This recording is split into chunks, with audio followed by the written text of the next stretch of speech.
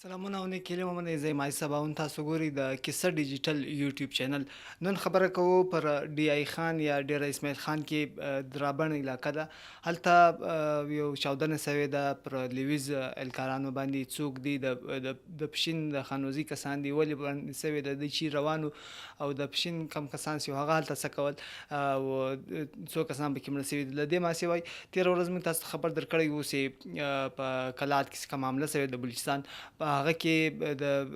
پاکستان سر لښکر چې دی عاصم منیر د هغه به څه یا په خاصه توګه د ټول پاکستاني فوز به څه رد عمل وي. په دې هکله باندې تاسو ته غټ خبر درکوو. تېره ورځ دوی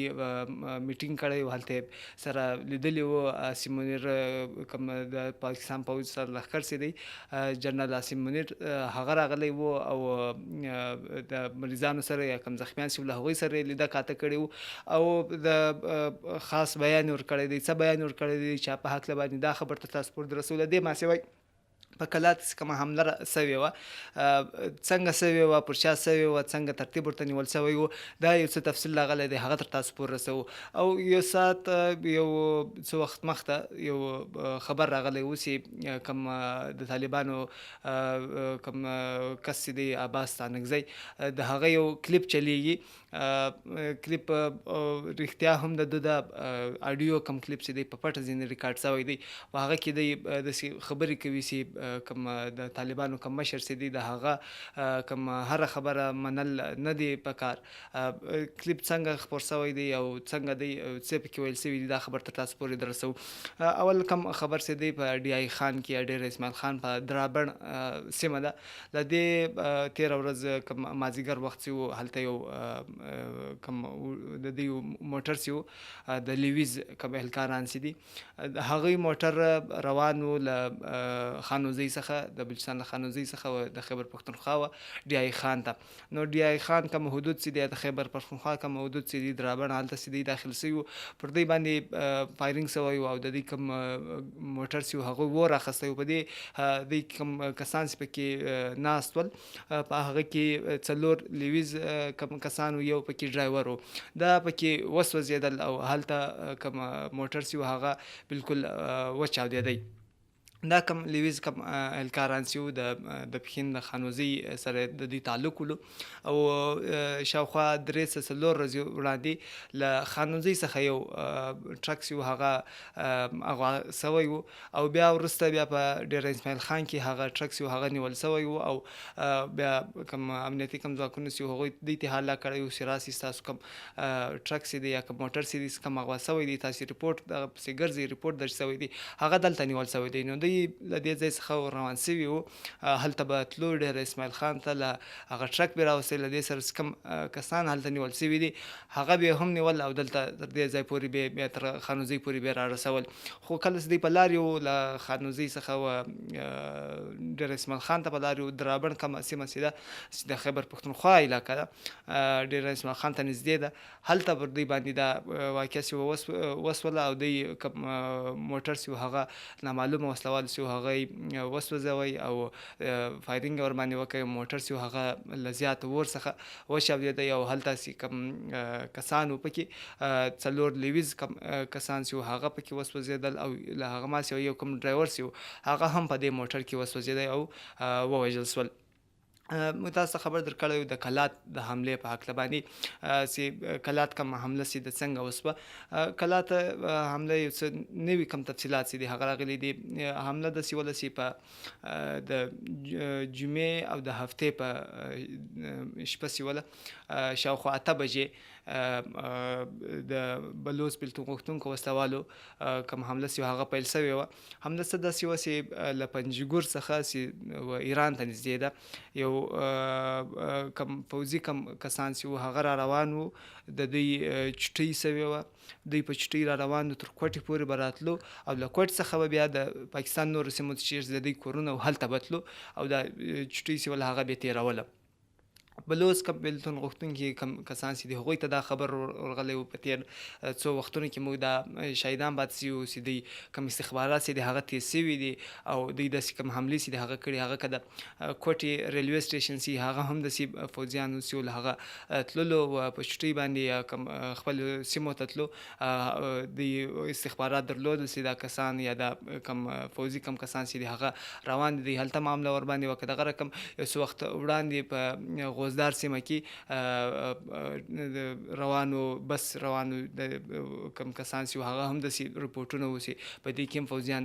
سپاره او دوی په چوټۍ باندې روان پنډۍ ته راولپنډۍ ته او دوی په نښه کو اوس بیا د هغه رقم کیسه ده چې له پنجګور څخه دوی کوټې ته را روان وو د کم فوجیان چې هغه په یو مسافر بس کې وو نو دوی ته مخته اطلاع وله دوی هلته کمین ورته نیولی یو ځای ورته نیولی و نو چې هغه کلات سیمې ته منګوچر سیمې ته رانږدې سو دوی ورباندې حمله وکړه حمله چې وکړه کم نږدې کم امنیتي کم ځواکونو چې کم پوسته ده هغوی ته خبر ورکړ سوی چې دلته حمله شروع ده تاسو ځانونه راورسوئ هغوی تیاری ونیوله او دا کم د پیښې ځای ته ځان را رسوي خو دلته بیا دی بل کمین ورته نیولی و چې کوم کومک چې راځي هغوی باندې هم حمله وکړه او په دوی کې بیا یو کس و کوم فوجي کم کس و هغه هم ووژل شو دا نیم فوجي کم ځواک چې دی اف سی فرنټیر کور په دې کې وژل شوی دی او 18 کم کسان چې دی هغه په دا بس کې ووژل له دې ما سوی دوه کم مسافر چې له کوټې څخه ول چې دا کم لار چې دا غټه لار ده له کوټې څخه تر کراچۍ پورې په دې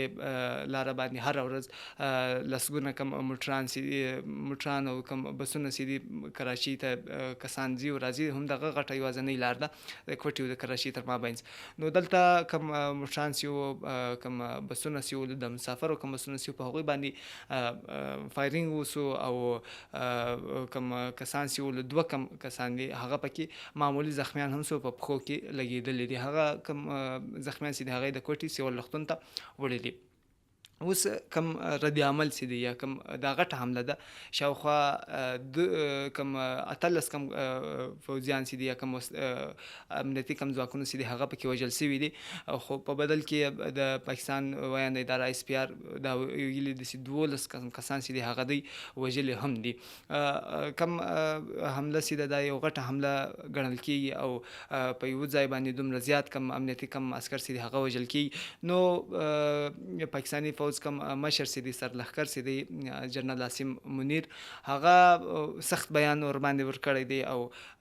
جنرال عاصم منیر دا ویلي دی چې د غیر ملکی کم کسان چې دی کم مشران چې دی د هغه پراکسیز کم جګړه چې د هغه دلته دوی پیژنې ښه ور باندې خبر دی او په دې حق باندې به دوی سخت اقدامات چې دی هغه اخی او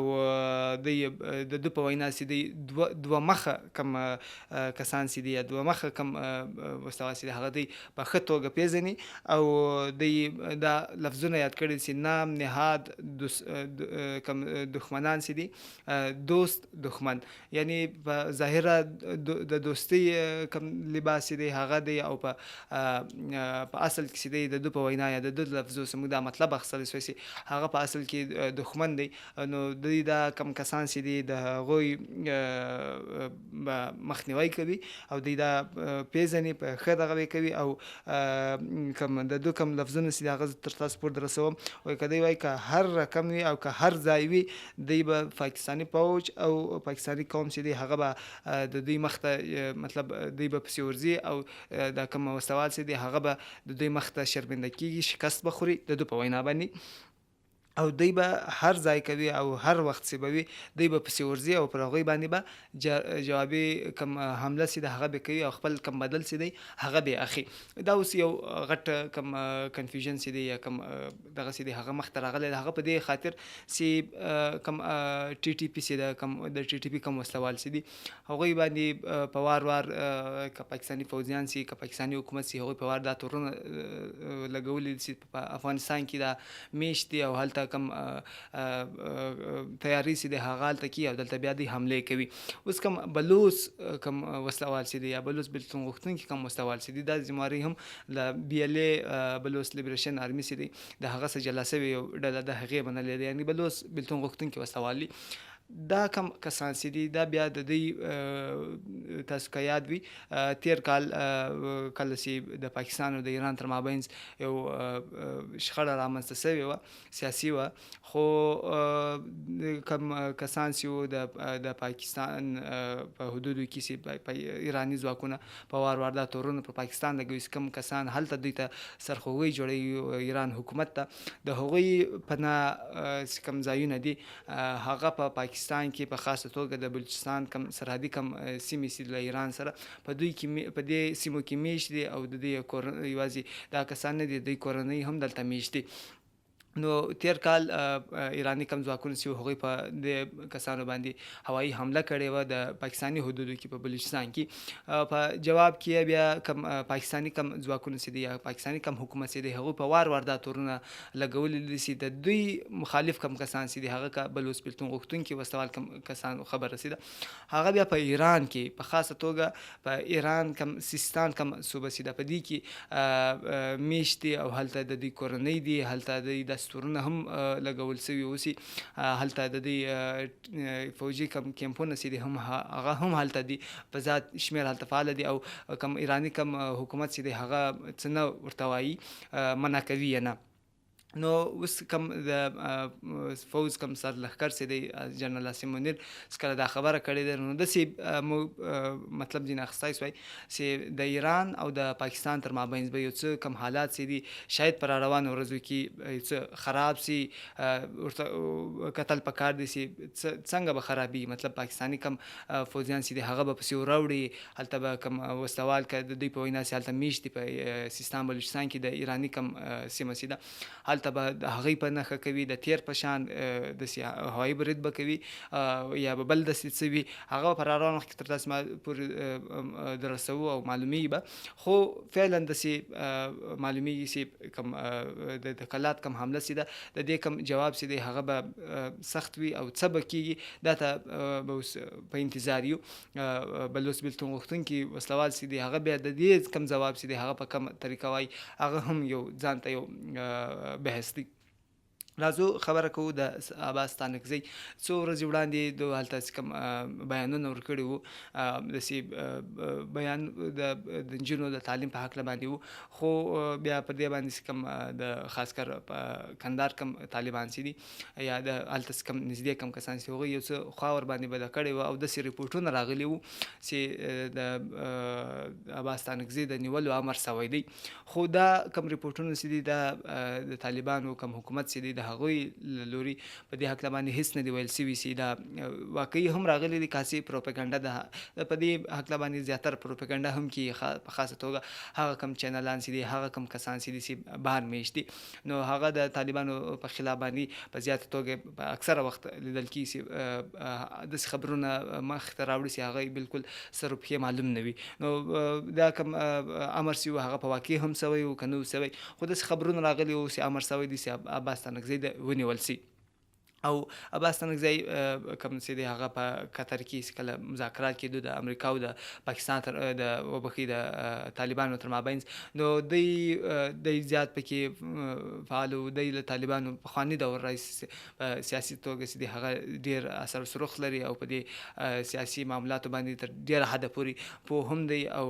کوم زده کړې چې دی هغه هم لوړې زده کړې کړي دي نو په طالبانو کې یو مخور کس دی عباس ستانکزی صاحب نو د د نیولو امر چې کله سوی دی د ریپورټو په خبره چې موږ کوو چې هلته دی روانو د کور چې دی هغه بیا په دوبۍ کې دی دی روانو خپل کور ته خپل کورنۍ ته یا خپل فامیل ته تللی نو د کله د نیولو امر چې وسوی دوه ریپورټونه داسې دي چې اکثره وایي چې دی د کوم جهاز یا کوم تیار چې هغه پورته سوی وه دا امر رالی بل داسې ریپورټونه هم شته چې دی په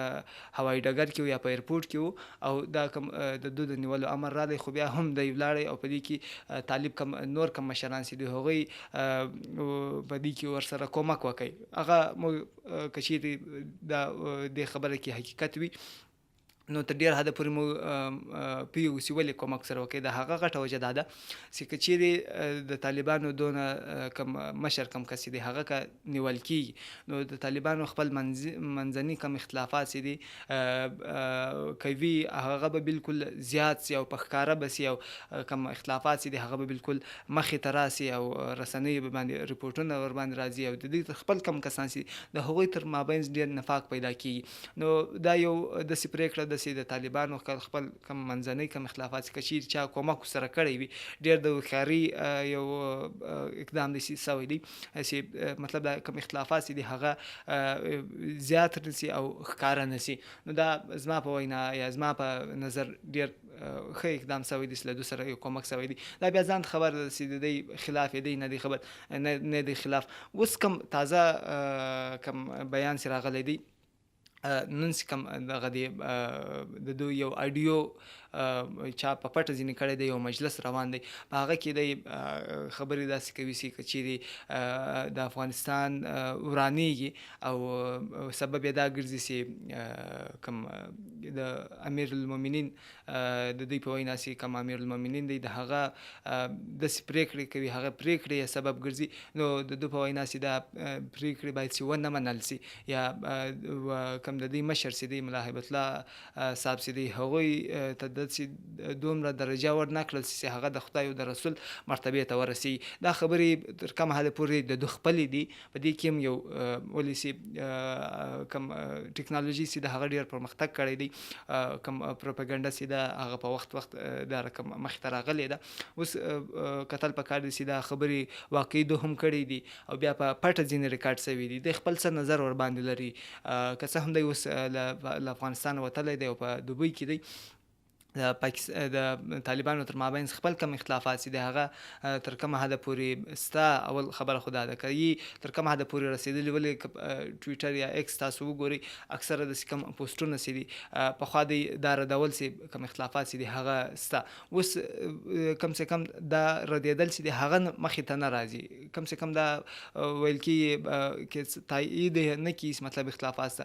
رد یې هم نسته. نو یو څه روان دي او داسې خبرونه هم سي د طالبانو کوم مشر سي دی ملا هیبت الله صاحب هغوی په کندهار کې کوم دغه سي خپل کابینه سي ده هغه راغوښتې ده او هلته به غټې کومې فیصلې سي دي یا پرېکړې سي دي هغه به مخې ته راځي دوی پر کومه هکله باندې پرېکړې کوي د دوی خپل کوم منځني کوم اختلافات که چیرې وي پر هغه هکله باندې د دوی کوم جواب سي دی یا د دوی کوم بیان سي دی هغه به څه وي هغه به پر روان وخت کې تر تاسو پورې درسوو. دا د نن کوم مهم کم خبرونه تر تاسو پورې در ورسول زموږ سره کم خپل نظرونه چې هغه همیشه شیروي خپل کم پوښتنې چې هغه تر مو پورې د کمنټ له لارې رسوي زموږ کوم چینل چې هغه سبسکرایب کړئ او خپل رایې چې هغه تر مو پورې راورسوي. ډېره مننه.